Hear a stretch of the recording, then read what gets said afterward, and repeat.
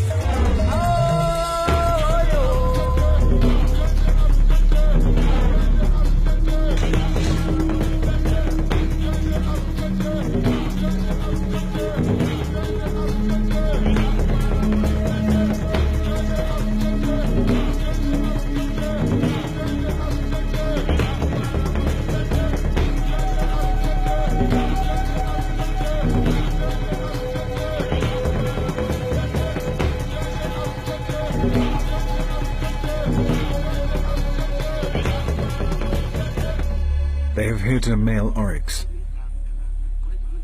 They must now be patient and not lose the trail of the wounded animal. If the arrow has hit a sensitive area, such as the neck or the lungs, the oryx will fall down dead in a matter of hours. But if not, the slow chase can go on for several days.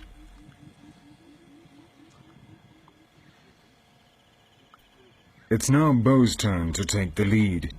He is one of the best trackers in the Kalahari.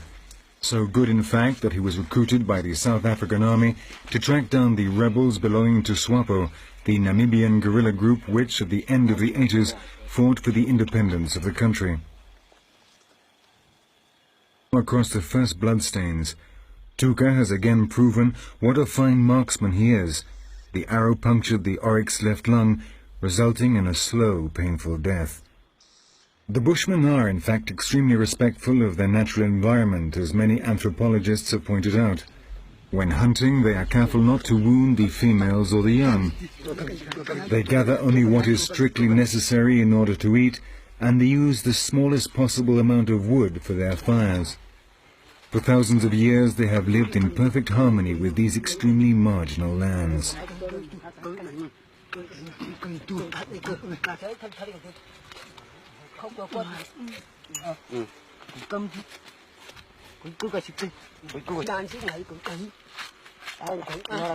They must cut up the animal very quickly because dangerous hyenas may be prowling around in the vicinity. They haven't heard the story of what happened to the Himba chief, Yakuja Jambiru, but they certainly wouldn't want to find themselves in a similar situation.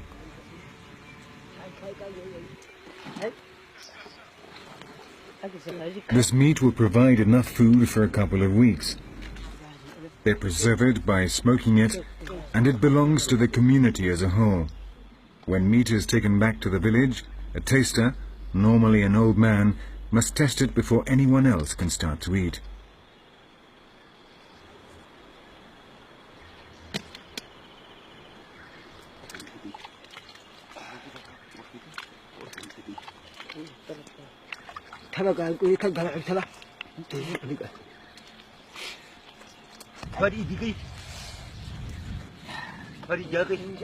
Once they have removed the intestines, they drain the blood out into a hole made in the sand.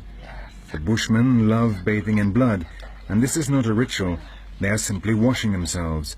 Another example of how these men have adapted to the desert.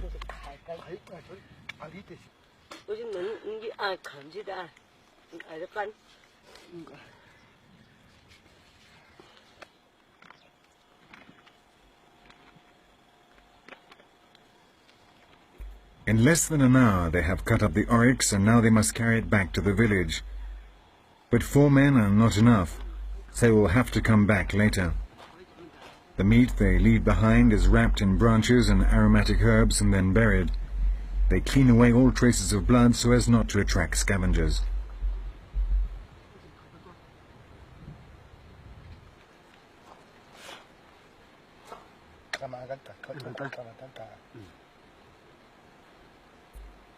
When the Bushmen go out gathering, they take with them reserves of water which they leave around their territory to be used by the men when they go out hunting.